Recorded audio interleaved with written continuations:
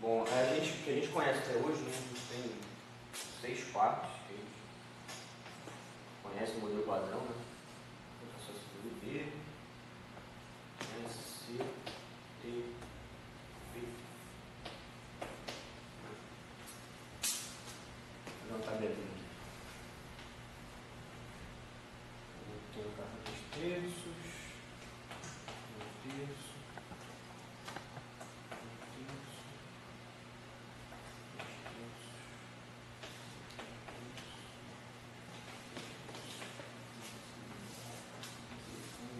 A carga elétrica de cada quarto é dada por isso aí, né?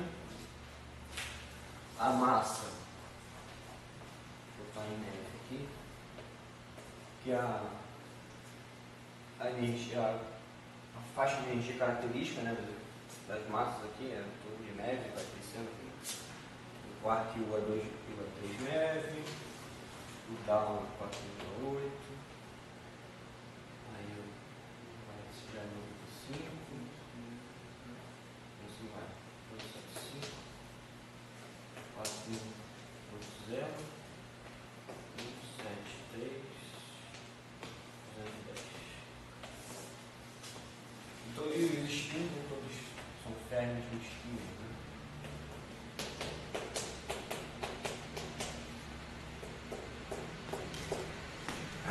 Beleza.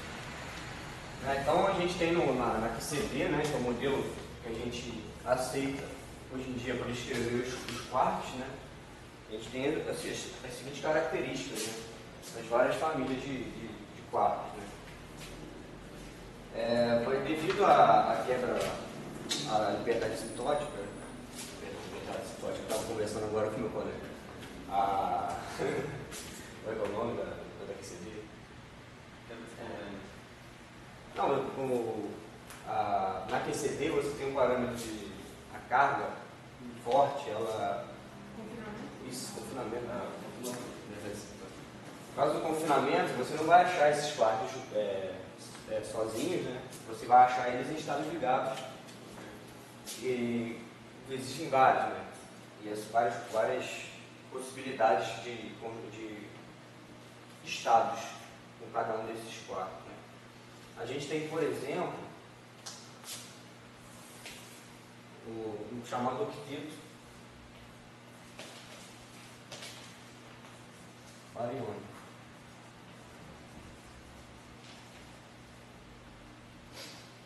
que são férmions formados por quartos. Né? Os mais famosos são o próton e o nêutron, a gente tem outros. Né? A gente tem o próton, o nêutron. Nesse octeto, né, é uma forma de condensar aqui. Você teria outras ressonâncias aqui de spin meio, todos esses têm spin meio, tá? 0, 0, mais menos. Nunca sei fazer isso. Isso aqui é 0. Menos lambda 0.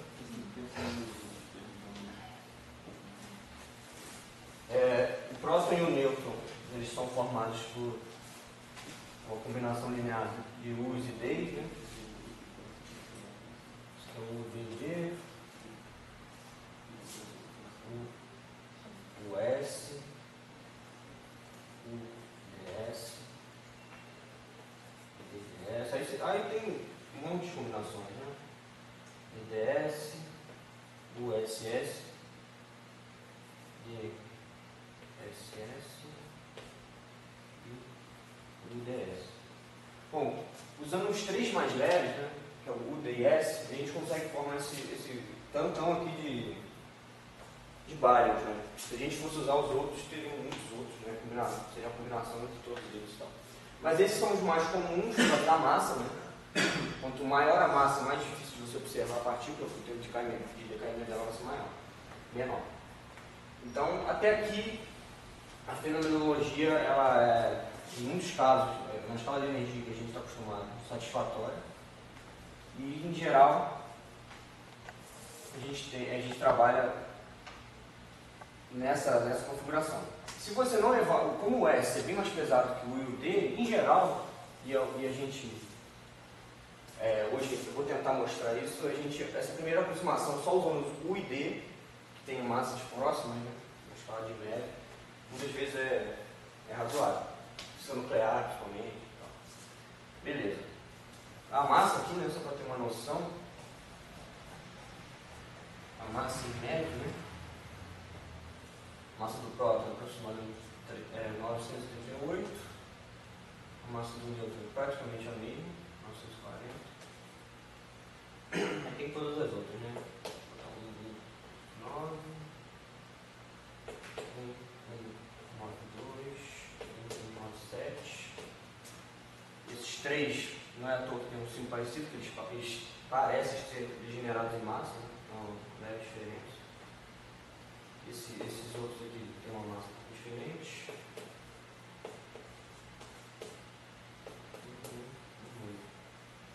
Beleza.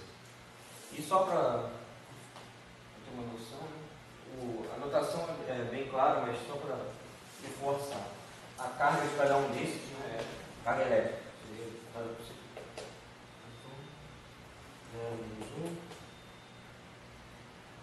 Zero, menos 1, 0. Notação bem clara, né? O próton a gente já sabe que é positivo. Beleza.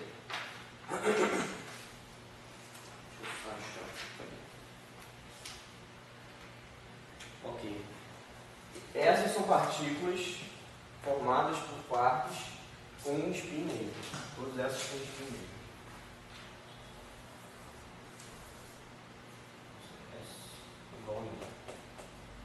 A gente também pode formar partículas de spin 1, partículas de spin 0. No caso de spin 0, a gente tem os seguintes, chamados mesons, né? Inclusive o César Lattes encontrou o meson pi, exatamente isso que a gente vai dizer aqui agora. Bom, a gente também tem um octeto, partindo de combinação dos três primeiros também. E, deixa eu dar uma olhada aqui. A gente tem, em ordem crescente de massa, né? Vamos colocar aqui K0, K+, K0 barrado, K menos, famoso π mais, π0, π menos, e pressão zero. São formados aqui um quark antiquark S, no caso, um quark B antiquark S,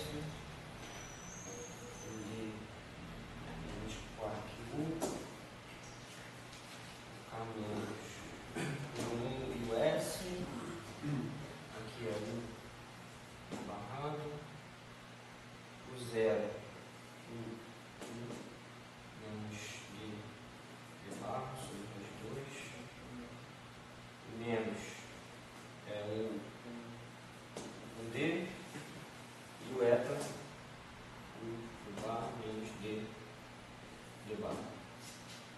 Bom, se a gente partir de uma fenomenologia onde só tenha o ID, se a gente olhar, somente esses 4 píons aqui seriam relevantes. Inclusive, quando você vai descrever uma fenomenologia de baixas energias, eles são mais importantes, apesar da massa deles ser um pouco maior. O que define um meson? Oi? O que define um meson? O meson são partículas compostas de spin 1, spin 0. Ah, então, é só isso. Os mesons são partículas compostas que têm spin 0, baryons são spin meio, e partículas de spin maior acabou por motivos históricos, né? Começou a ter ressonâncias de spin mais alto e eles falaram, vamos dar nomes, aí chamaram as outras de ressonâncias em geral. Mas, do ponto de vista histórico, né? Eles acharam que eram partículas fundamentais. O pion, que é um dos primeiros, as primeiras partículas seriam vistas, né? Lá nas chapas fotográficas, não só do Lattes, né? Mas o Lattes também achou, a gente a princípio achava que era uma partícula fundamental. A gente não tinha conhecimento da aquecimento, nem dos quarks, nem nada. Beleza. Aí vou escrever aqui a massa rapidinho deles. 494, 498, 498, 494. Eles são quase, os carros são quase todos degenerados em massa, tem uma diferença pequena. O Pi mais era um pouquinho mais macio, 139.6, 135, 139.6. E esse eta, apesar de ser formado por U's e D's, ele é bem mais pesado. E isso é um detalhe importante que vai fazer com que a gente não para descrever uma teoria efetiva em baixas energias, a gente, na realidade, a gente só vai precisar usar esses três pylons aqui. Tá? Que são formados por U's e D's e tem a massa abaixo de 200 MeV. Ok? Mas mais para frente eu vou voltar nesse ponto. E a carga, né? Mais uma vez a nomenclatura já feita para isso. Menos 1, mais 1, 0, menos 1 e 0. Ok. Então, quando a gente tem uma teoria de campo fundamental abaixo da energia que a QCD trabalha no regime chamado cutoff da QCD. Se eu não me olhar aqui exatamente o número, uma estimativa, né? Não é um valor exato.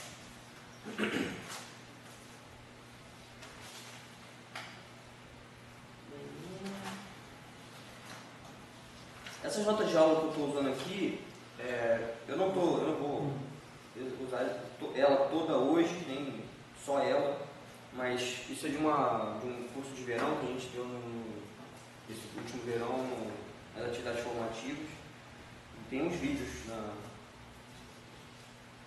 no Professor Global sobre isso. Como eu vou dar um enfoque um pouco diferente, então o conteúdo não é o mesmo, mas eles têm certos momentos que eles se cruzam aqui. E eu não me lembro exatamente onde está essa faixa de energia que você tem, mas é de alguns, eu acho que é de 200. Eu vou chutar aqui que era da faixa de 200 MeV. Abaixo dessa faixa de energia, né, se tivesse 200 MeV. Energia. Abaixo dessa energia aqui, você não acha os quartos mais livres. Eles estão todos condensados em bárions e mesons, etc. Então aqui você vai ter os bárions,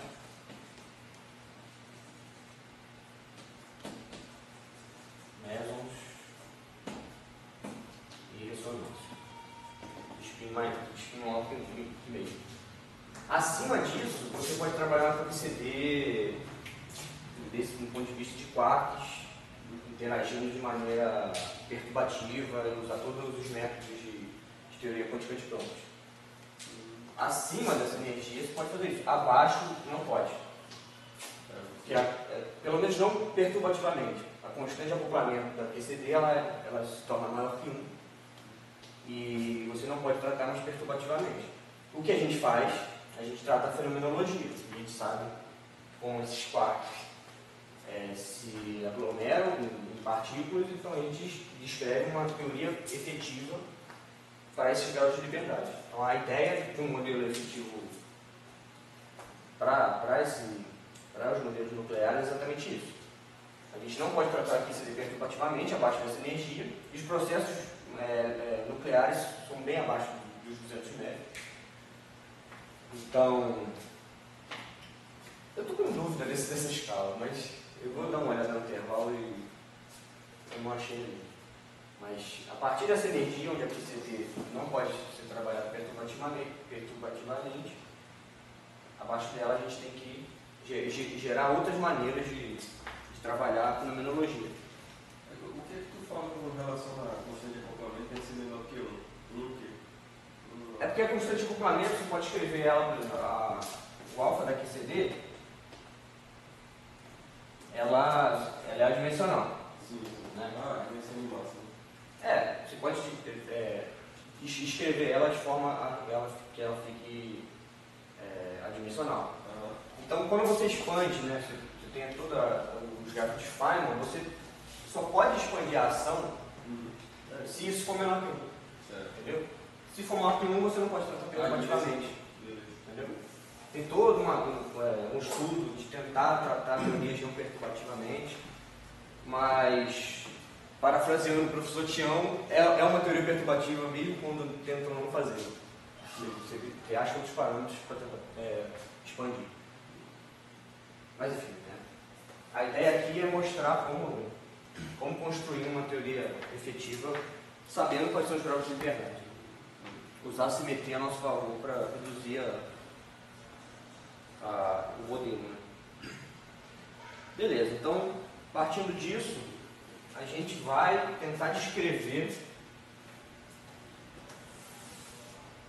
uma teoria para os píons. Eu vou escrever dessa forma, mais 0 pions. Ok? A princípio, eu vou excluir esse, apesar dele ser formado de U e D, mas o que significa é o seguinte: eu tenho quartos U e quartos D. Os menores os menos menor massa que pode ser formados por eles são esses 3. Então eu vou descrever uma teoria efetiva para esses 3. Ok?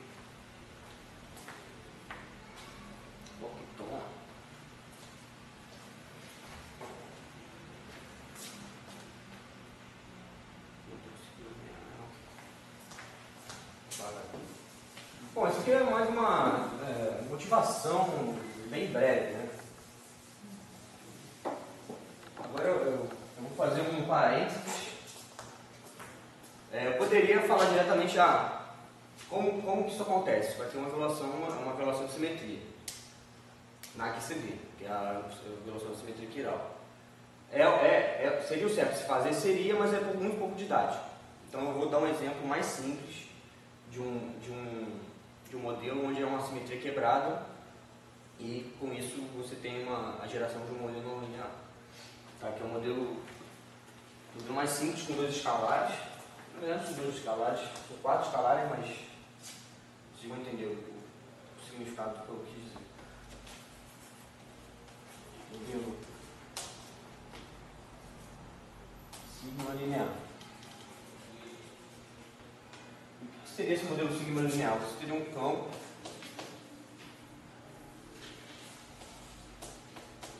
que seria formado por esses dois, um campo escalar e um triplete. Esse campo que eu sinalizei com um vetor seria esse aqui. Φ1, Φ2, Φ3. Ok? E eu teria uma lagrangiana dada pelo seguinte. É bem básico, né? Lagrangiana de campo escalar. Φ. Todos eles são reais, tá? É bem simples mesmo.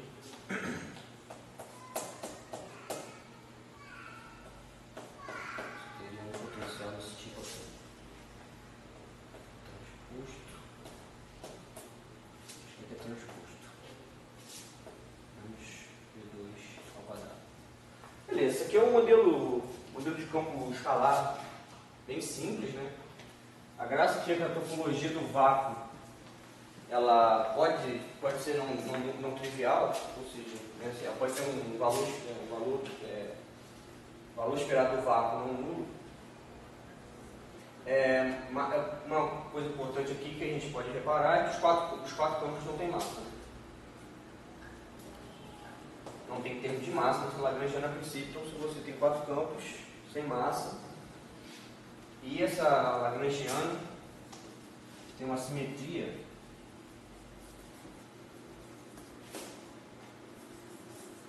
global de SO4. Né? Se fizer uma rotação em SO4, essa lagrangiana vai invariante. Ok? Perdão.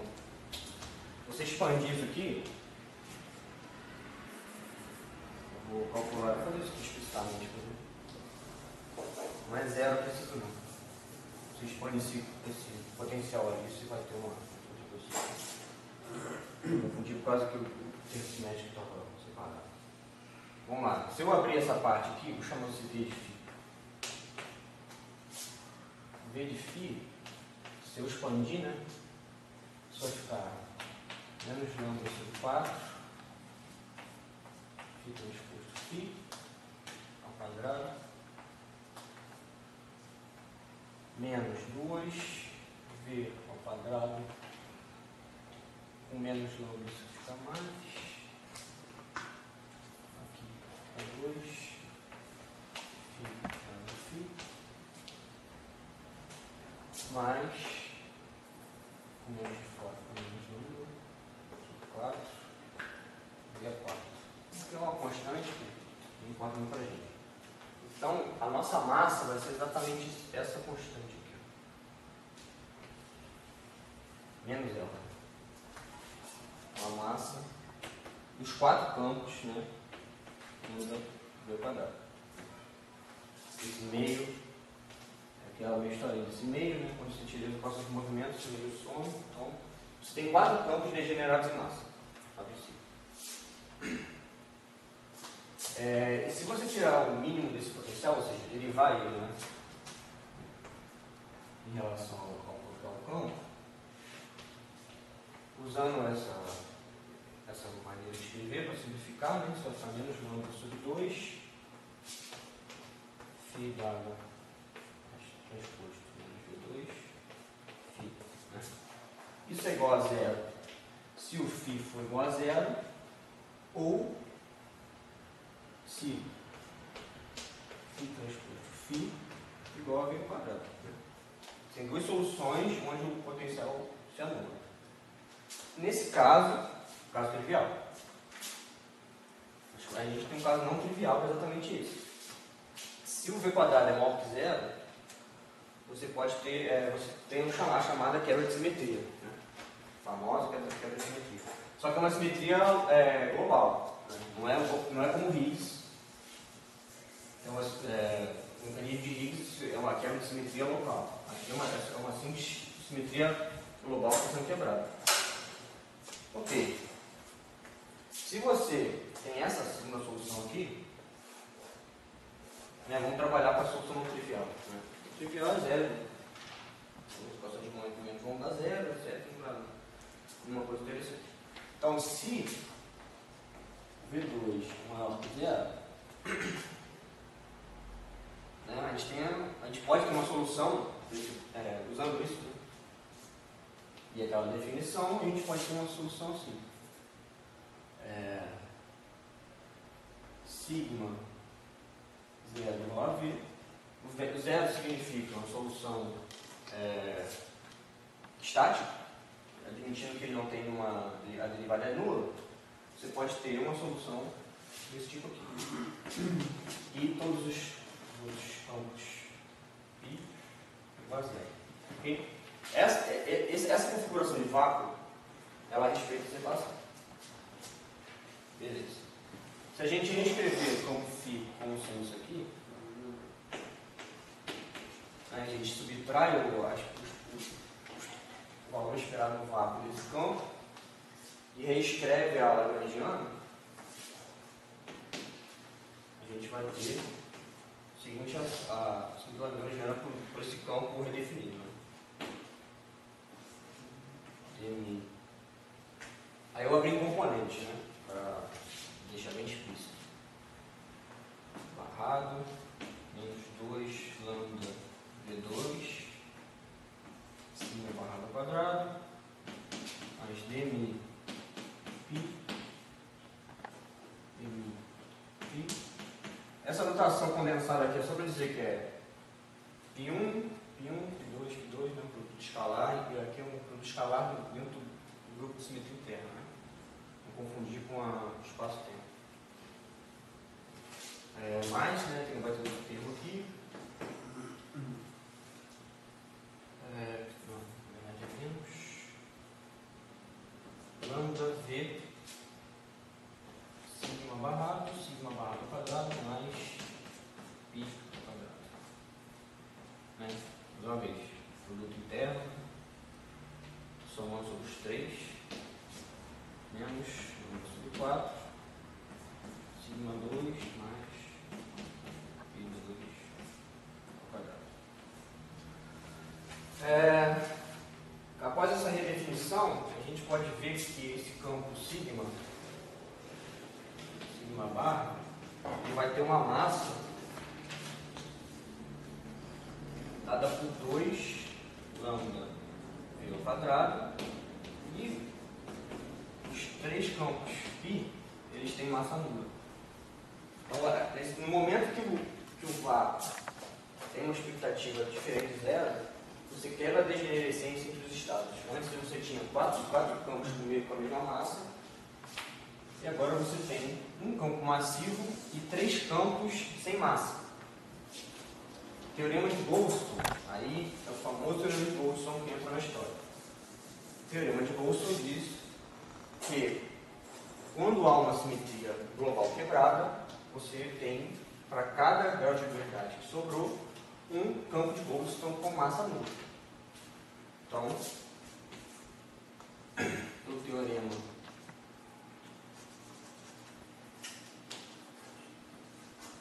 Boolston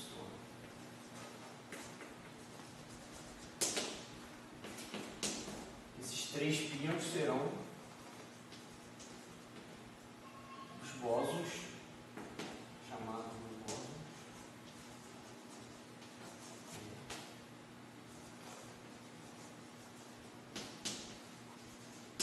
Os bósons de Boolston, ok? Tem uma pergunta. Não sei se você sabe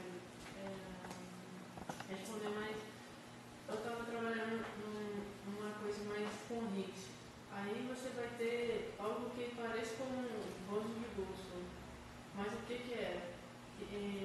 No caso de uma simetria local. Então, no caso de uma simetria local, a gente partiria aqui de uma derivada covariante. Sim. Esses 3 campos aqui, com massa nula, eles vão entrar com componente longitudinal dos campos dos bósons de Gauge, né? Tem toda a derivada. Sei lá, tem a carga elétrica, por exemplo, se fosse um campo complexo, né? Teria dmi, a derivada comum, mais I é a mi. É a carga elétrica, né? Em geral, você teria isso, se fosse uma simetria local. Ou se fosse SO4, né? Poderia transformar essa região para ser localmente simétrica nesse grupo. Mas, para simplificar, bota um grupo único. Esses 3 bósons de Gauge vão entrar aqui com a parte longitudinal de forma que esse campo aqui ganhe massa. Porque o campo sem massa não pode ter componente longitudinal. Né? Você tem, né? Campo sem massa, você tem isso aqui. Usando uma técnicazinha de projetores, você mostra que não, a parte longitudinal não pode existir, tem que ser zero. No momento que você tiver esses campos sem massa, por causa dessas derivadas covariantes que vão aparecer aqui na jogada, principalmente vão aparecer aqui, você vai ter um acoplamento desses graus de liberdade com o campo, de forma que esse campo possa ganhar uma componente longitudinal e construir por causa disso massa. Mas você está dizendo que esses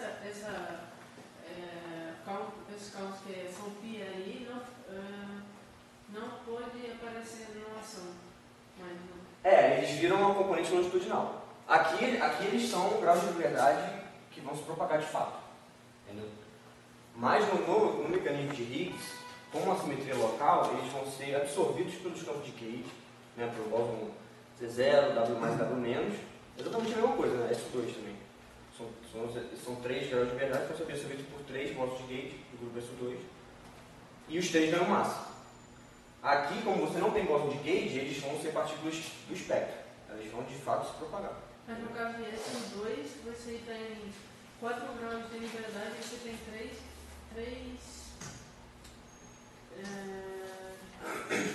bolsas de bolso, né? Eu não disse explicitamente aqui, mas o SO4 ele tem um S2 dentro dele. Né?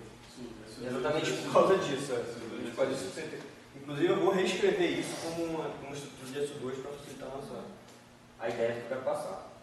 Mas no modelo padrão você tem um grupo S2 de. Qual é a carga? S2 é PROS 1, né? Você tem isso aqui. Isso aqui é hipercarga, isso aqui eu acho que é isso spin, acho que é isso. Né? Aí, então você tem esse S2 ali, com 3 postos de gate associados a ele, que é uma simetria local, e esses 3, como o Higgs tem valor no S2, então ele vai ter essa carga. Esses 3 bósons, isso que seriam bósons de Goldstone, vão se acoplar com os bósons de gate para deixar que eles tenham massa.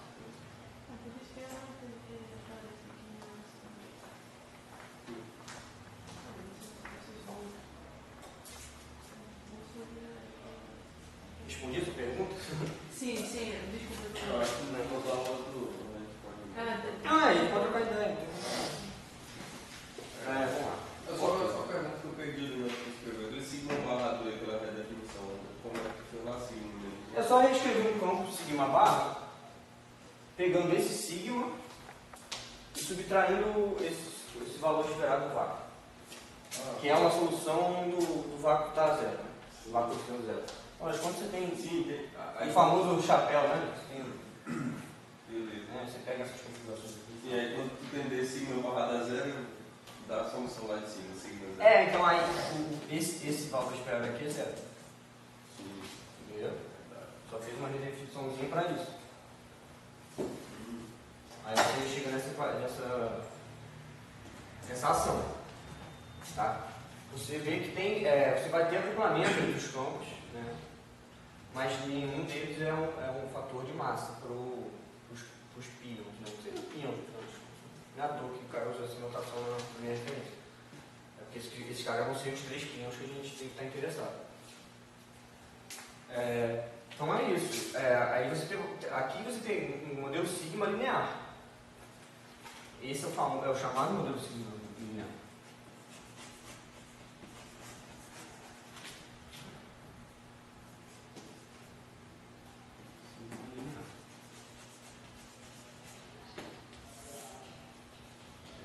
É o mais simples. Você poderia ter um grupo maior, poderia escolher um outro potencial, desde que ele tenha o valor esperado de zero, uma configuração dessa.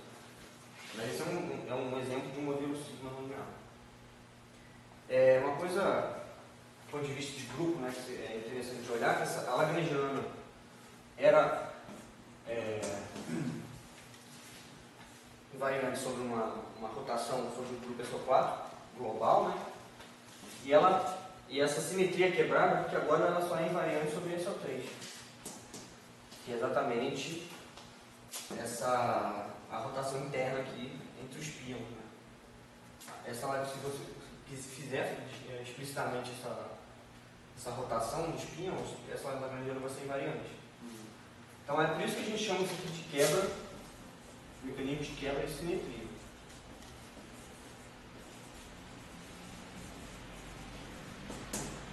O sistema era invariante sobre um grupo, e após a quebra, você tem um subgrupo do grupo anterior, no qual a sua ação é invariante. Nesse caso, é de SO4 para SO3. E agora eu vou entrar no papo do SO2, né? O bom de ter grupo como esse daqui, né? Por exemplo, o SO3 você pode isomorfo S2, então você cai nas matrizes de Pauli rapidinho, né? E é exatamente isso que a gente fazia. A gente pode decompor esse campo de uma outra forma, né? A gente escreveu ele como um vetor de SO4, né? A gente pode escrever uma representação de SO2, seria isso aqui, né? Eu não vou escrever sigma, por causa eu já usei o sigma, mas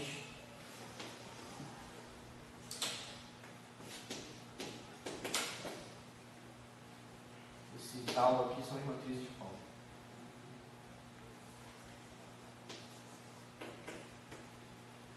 Né? Seria assim, K1, lá, 0, 1, 0. Tirando de cabeça, mas eu acho que é isso. 1, 0, tal 3, lá 0, 1, 1. Eu acho que é isso. Minha memória está boa. Tem que ser. Eu não tenho comida. Hã? Sim, tá certo. Elas têm traço nulo, todas elas são hermitianas, né? Se fica complexo conjugado e transposto não aumenta ele. Não, um menos um, né? No diagonal. Na diagonal, né? É Principal. um menos um no diagonal. Acho que tem um. Seria esse aqui? É. Ah, sim, esse, né? É traço nulo. Traço nulo. nulo. Menos 1. Isso aí, beleza. Então, a gente só vai reescrever, né? O campo que a gente está escrevendo com uma representação diferente, né? Mas a gente tem que tomar um certo cuidado pelo seguinte: o SO4 ele é isomorfo a SO2.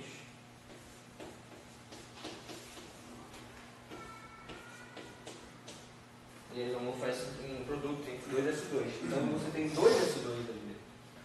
Então você tem duas cargas, eu vou escrever cargas. Vou escrever uma carga L e uma carga right. Não é à toa que o vácuo mesorito tem quiralidade, porque SO4 e SO3 eles são parecidos. Né? SO3 é o grupo de Minkowski, que a gente está conhecido, está bem familiarizado. Então você vai ter 2 S2 e para cada um desses S2 eu vou escrever uma carga associada a ele, um botei L, outro R. Obviamente por causa da quiralidade, né? Left e right. Mais coisa de provar depois. Então, deixa eu parar.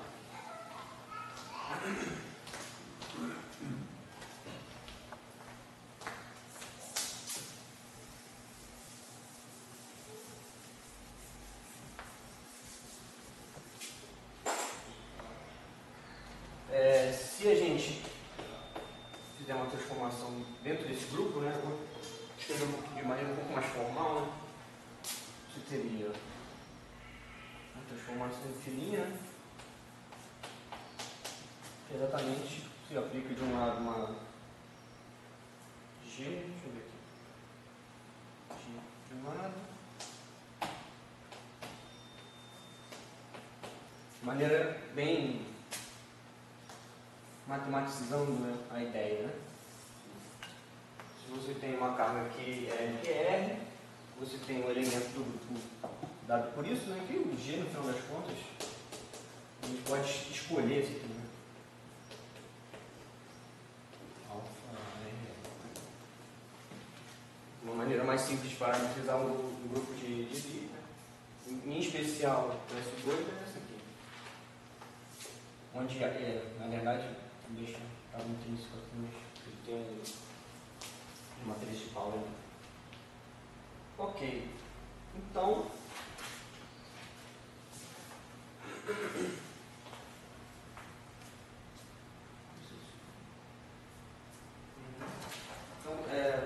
o que acontece no momento que você tem essa quebra, né?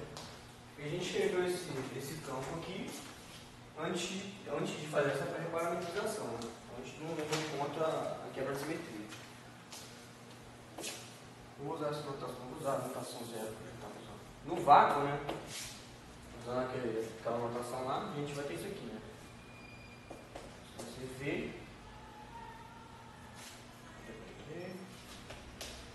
né? Se você aplicar uma transformação no vácuo, né? Você vai ter, isso vai no outro vácuo, né? Linha, pela definição, né? Vai ter GR.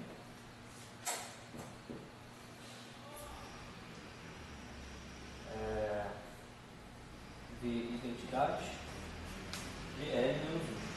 Tá, menos 1. H. A identidade do grupo SU2, isso aqui tem valor no SU2, SU2, isso aqui é GL, GR, GL, H. Vezes o V. Mas isso só é igual a V se GR for igual a GL. Ok? O vácuo só vai ser invariante se o GR for igual ao GL. Então você tinha um grupo, você tinha duas transformações diferentes, e agora você tem um vínculo sobre essas duas transformações. O que significa isso do ponto de vista do grupo, né?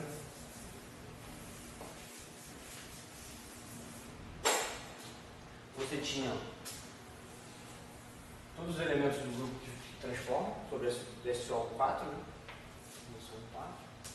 SO4. Você tem você impõe uma condição, então você vai pegar um subconjunto desse grupo, né? Que o teu sistema é válido. Nesse caso, esse subgrupo seria o SO3, que que a gente pode reescrever, né? Como um SO2. Ele é isomorfo SO2, e a gente chama isso de SO2L mais L. É um subgrupo da coisa anterior. Isso significa, na verdade é uma combinação, essa notação aqui, L mais L, é uma combinação linear, né, de duas transformações desse tipo. Você pode ter a L mais R e a L menos R. A L menos R é chamado quiral. Por isso que aqui a gente diz que a gente teve uma quebra de simetria, da simetria.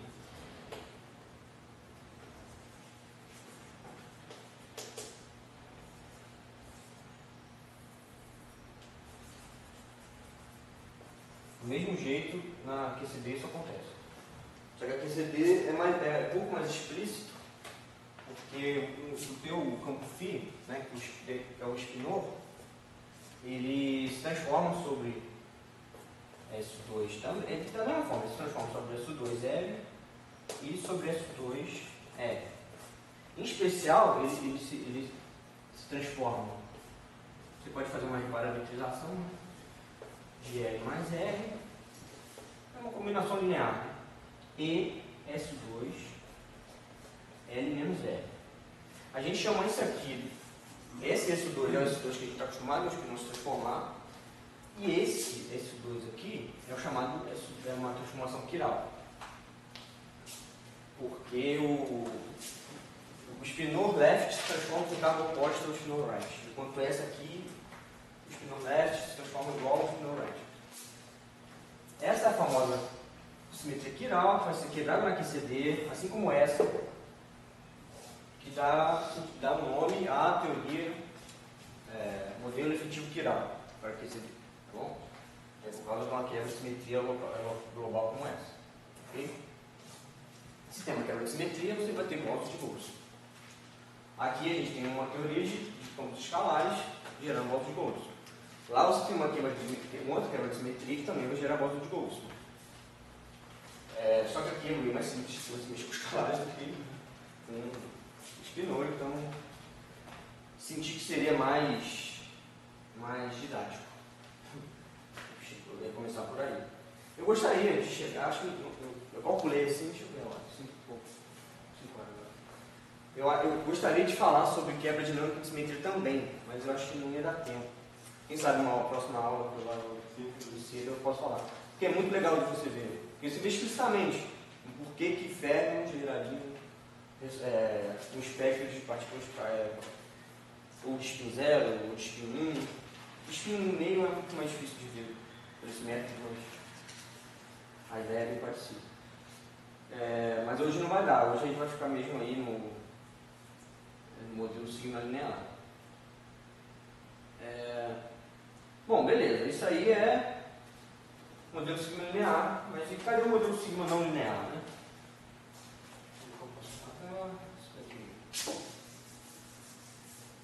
O modelo mais aceito para a descrição dos pínhamos, né, é o chamado modelo sigma não linear.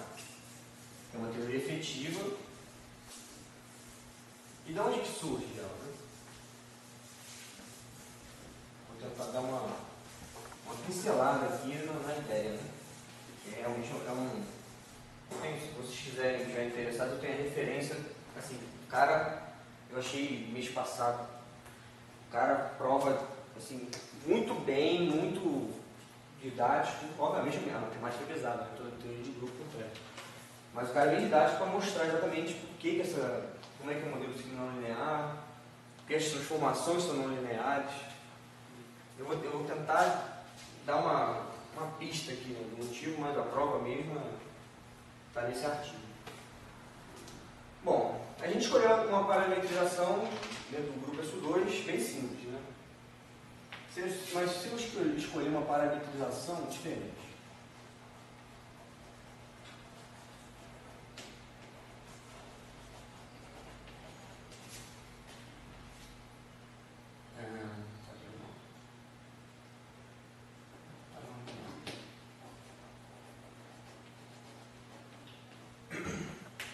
posso escrever um campo vou escrever assim, dados que eu uso da seguinte forma: um campo S função de x vezes uma função dos π. Função qualquer, né? Essa função pode ser um cosseno, uma tangente, uma exponencial, um polinômio, bem genérico. A escolha mais comum de ser feita, né, é isso. Exponencial de tal π sobre o v, o valor esperado do valor, né? E mais uma vez, no caso da quebra de simetria, esse S. Se você pegar o φ dado no φ, isso aqui vai dar essa ao quadrado, né? Se eu admitir que é uma matriz hermitiana, dentro dessa 2, né? Esse pouco da área vai cancelar, então você vai ter isso. Se você substituir no potencial, você vai ver que o S2 vai ter um valor esperado de 4 diferente de zero.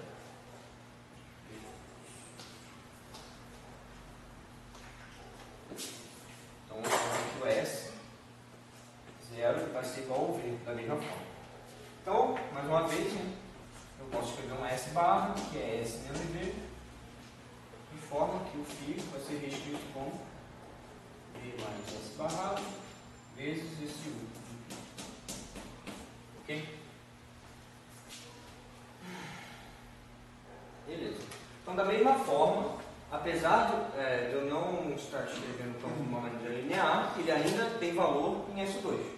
S2 left e right a princípio. Aqui a gente sabe que ele vai quebrar. Então, a gente teria aqui sobre a transformação do grupo G, você teria o GR, φ,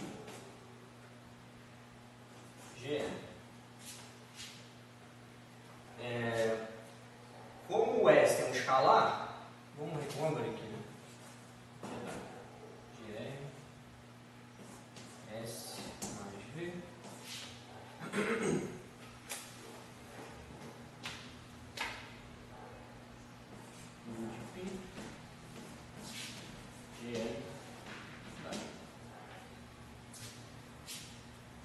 Ok? Só substituir embaixo.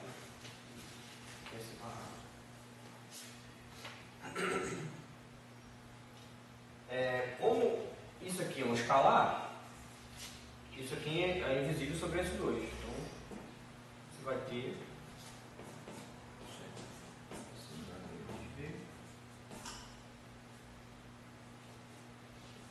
GR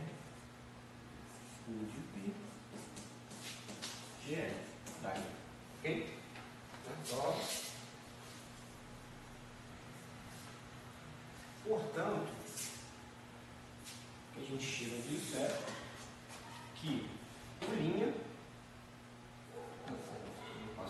G, vai no U, vai no, através de uma transformação do grupo, vai em U linha, que é, está por GR, U,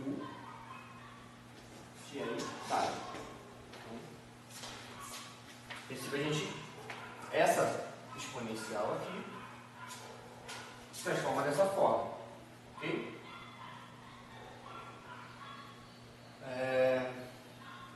Vamos reescrever então. U' é igual a exponencial de I tal φ' sobre V. É igual a GR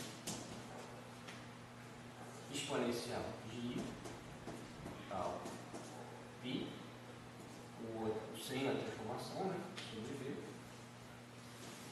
G L.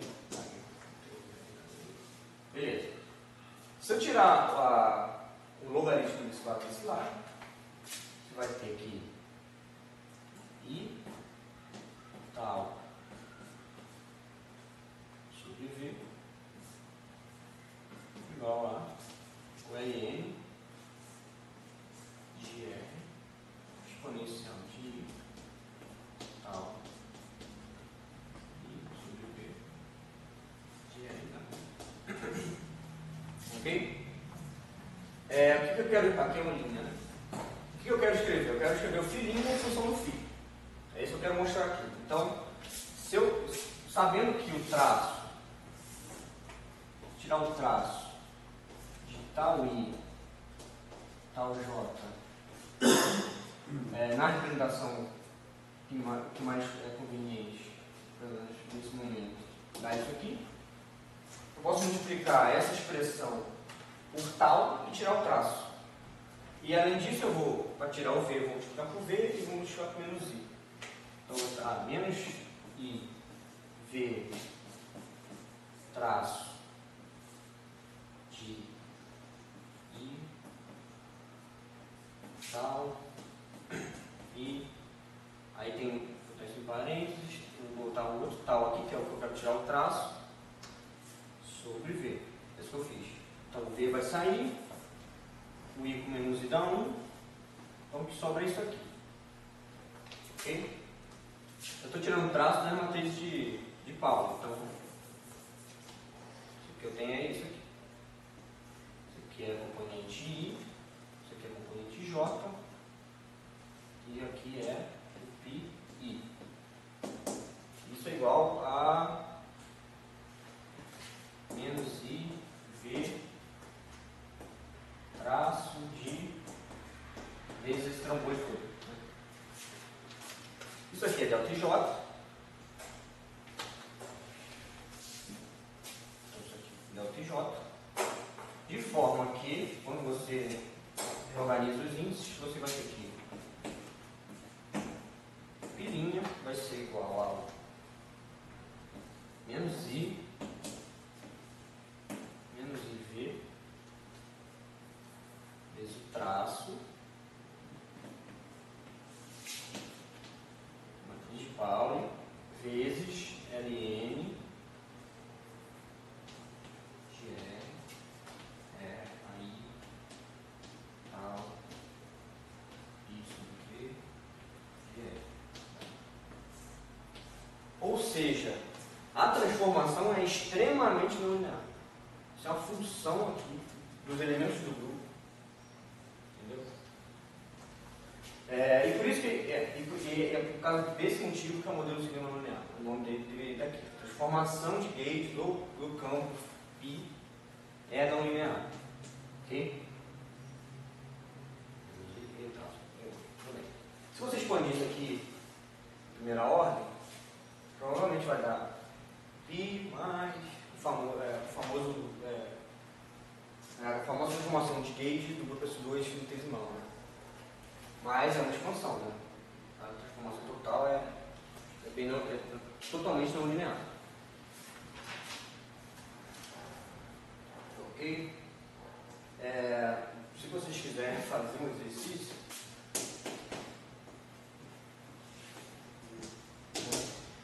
reescreve GRL como exponencial de Q alfa tal, expande isso em Q. Também usa que o LN de 1 mais x é aproximadamente x e ver que seria a variação do.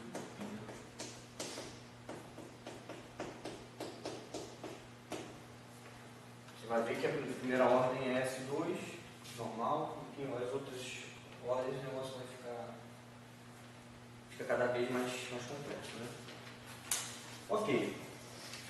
Então a gente tem agora uma representação não linear de transformações dentro desse grupo. Então esse campo vai se transformar dessa forma.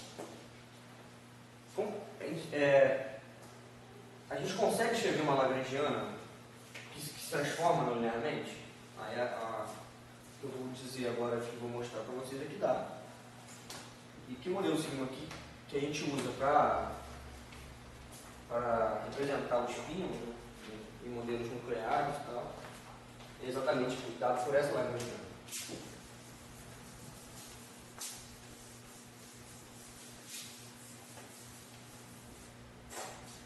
Se a gente pegar a lagrangiana inicial e escrever ela com esse campo dessa forma,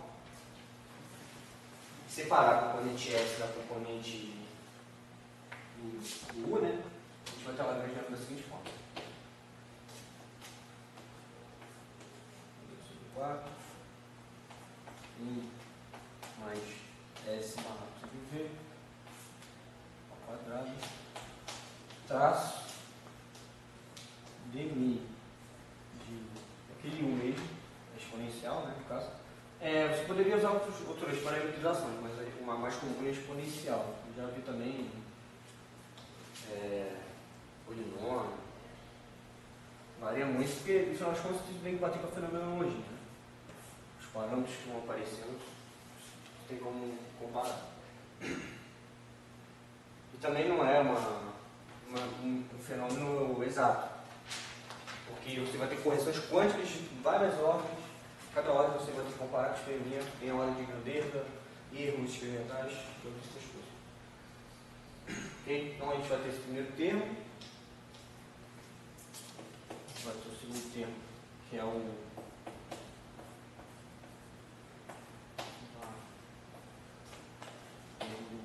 escalar, e um potencial aqui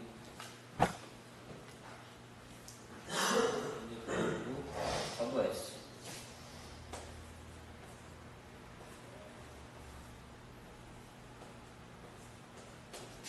Vamos ver se fala com M. Igual a mesma massa, né, que no modelo linear, né? O S, né, a mesma massa. E, bom, o que a gente pode observar de primeiro, né? A gente não tem parte sem derivada no U. E faz sentido até matematicamente, né? Porque se você não tivesse derivada, U com DAG, isso aqui vai dar a identidade e isso viria daí. Isso significa que esse campo que está representado não linearmente não tem massa. Se isso é derivado na lagrangiana, ele não vai ter massa. Então a massa, o φ, dois campos φ, né, continuam sendo zero. A massa do S continua sendo aquela ali, que é o campo escalar, né? 2 lambda v ao quadrado.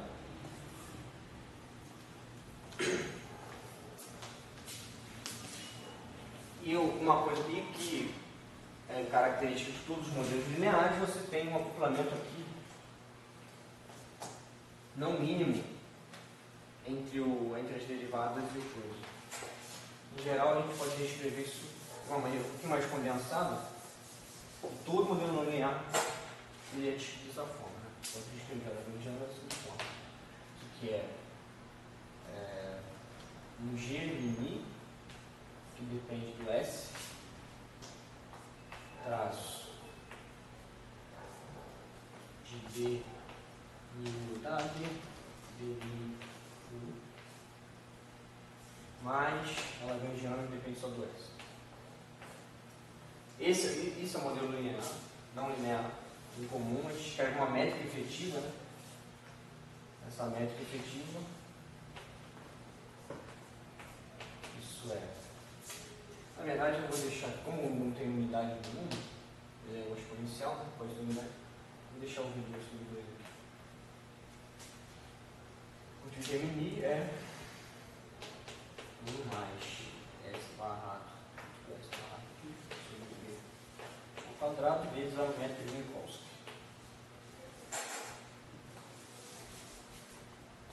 Então, se tem uma métrica, o módulo dela, né, esse fator, modula ela, depende do valor do campo S. Ok, a gente tem um modelo do campo escalar, nesse campo aqui, U, e a gente quer descrever uma lagrangiana só para os bósons de Boltzmann, né? A gente quer descrever uma lagrangiana só para o π. Então, o que a gente faz? A gente pega as equações do movimento para o S, que não são simples, né? Você tem um potencial ali. E eu não vou fazer isso aqui, porque é bem complicado, mas a gente pode integrar esse campo S, se uma condição específica, né? Se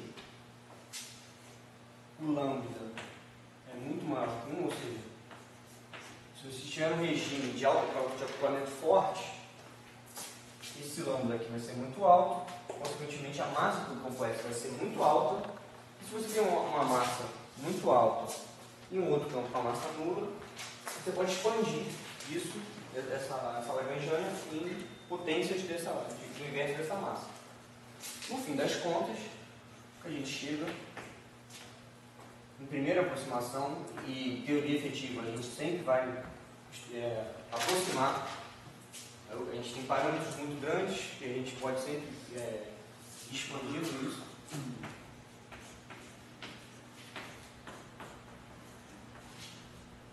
Então, em primeira ordem, a gente teria exatamente isso, mais operadores, né? A gente costuma chamar de operadores, de V sobre M quadrado. Então, a gente, em regime de acoplamento muito alto, você tem uma equação só, né? Esse L só depende dos π. Então, a lagrangiana que descreve os bósons de Boltzmann, uma representação não linear. Primeiro detalhe dessa equação, o que é a equação que a gente vai usar? Essa equação já, em primeira ordem, define todos os acoplamentos que a gente quer entre π. E se a gente definir aqui uma derivada por variante, a gente pode fazer todos os passos novamente usando uma derivada por variante. A gente também define aqui acoplamentos com bóson de Higgs e os π. Okay? O primeiro detalhe importante, tem algumas observações, deixa eu olhar nas notas.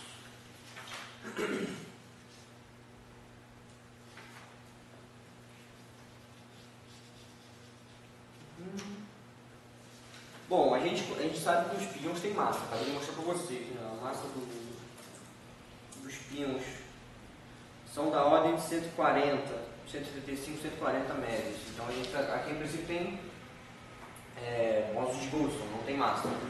Então a gente não está realmente fazendo uma teoria para os bósons, os π que a gente tem na física nuclear. Mas como a gente não está partindo do modelo de quarks, a gente não tem uma informação desse tipo. Porém, se a gente fizer a quebra dinâmica de simetria, você vai ter uma maneira de introduzir massa aqui também. Em geral, a gente introduz uma lagrangiana de massa dessa seguinte maneira. Deixa eu olhar.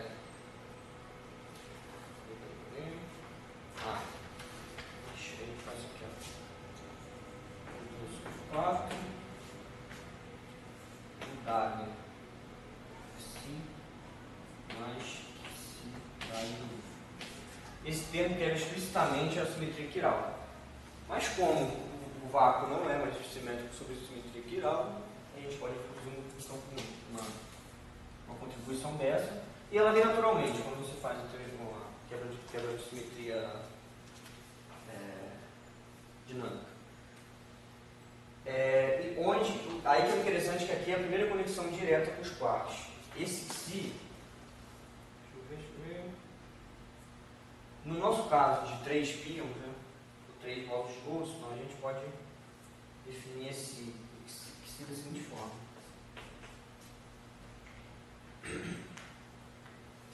2 vezes uma constante B0 vezes uma matriz de massa M, onde essa matriz de massa M,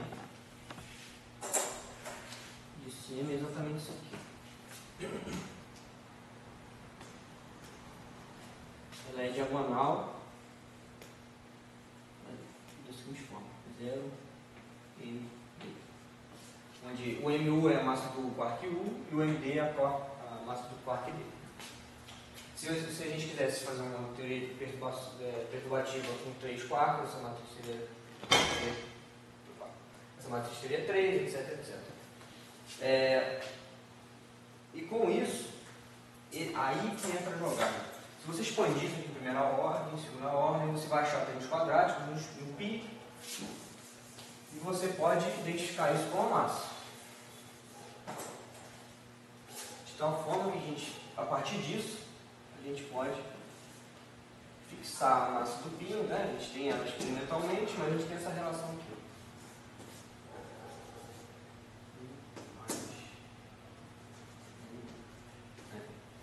Ou seja, a gente sabe a massa do pino, né? Cadê a massa do pino? Aproximadamente 75 MeV. Né? A massa U é aproximadamente 2,3. A massa do quark aproximadamente 4,8. Né? De forma que é possível a gente estimar o B0. Né? O B0 é uma constante arbitrária, mas fenomenologicamente a gente consegue calcular isso aqui. Se vocês quiserem, pode calcular. Aqui nesse papel, como está incompleto, eu não tenho, mas nas minhas referências eu tenho o valor exato. Eu achei que estava aqui, mas não está. Ok. Então, primeira coisa, a gente consegue introduzir uma massa e, por causa da QCD, né, a gente consegue introduzir isso. E a gente tem agora uma lagrangiana que define o modelo de sigma linear para pions com massa. Ok? Então, a partir daí a gente pode olhar a fenomenologia. O que a gente faz em geral? A gente expõe o U. Né? O U é exponencial e tal. Exponencial de I tal sobre V. Como a gente, como o V é o mesmo que está aqui, ele tem uma certa região de energia, onde a gente pode trabalhar abaixo dele. Para regiões abaixo desse V, a gente pode expandir isso perturbativamente. E o V, o F aqui, eu acho que eu tenho um nome de F aqui. Eu usei V, mas em geral o pessoal usa. Então não lembro a tudo. Acho que está mais lá para frente.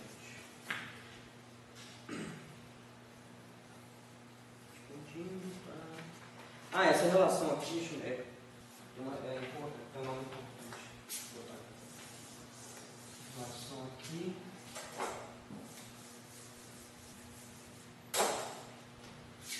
Chamada relação de Bellman